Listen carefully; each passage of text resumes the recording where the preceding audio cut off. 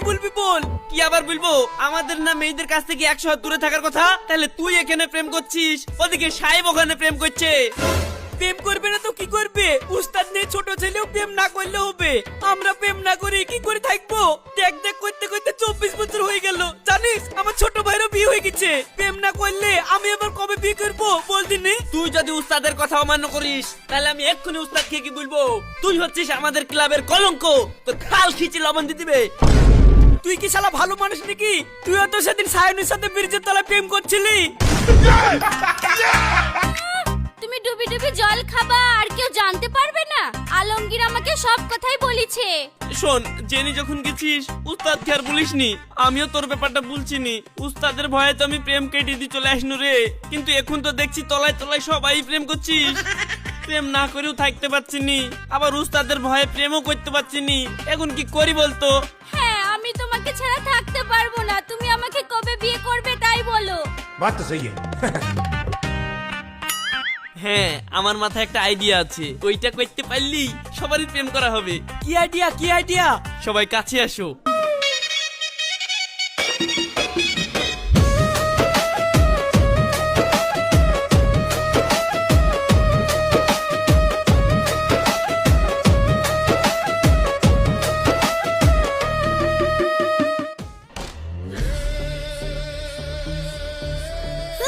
শোনো যুবক গ্যাং, সবাই শোনো, ক্যালেন্ডারের পাতার দিকে কেউ তাকিয়েছো? 2026 সাল তরুণদের খরা নাচ্ছে। আমাদের এই মহান নারী বিদ্রোহী সংঘ এর কি একটা জবরদস্ত পিকনিক করার দরকার নেই? অবশ্যই উস্তাদ, পিকনিক তো চাই চাই। কিন্তু সমস্যা একটা আছে, সমস্যাটা হচ্ছে ভিটামিন এম, মানে মানি।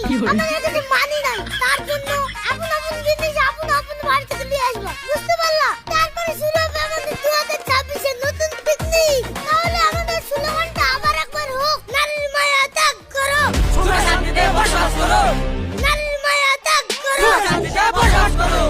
নারী শক্তির বিরুদ্ধে লড়তে হবে একসাথে, নারী শক্তির বিরুদ্ধে লড়তে হবে একসাথে, এই নারী শক্তির বিরুদ্ধে লড়তে হবে একসাথে।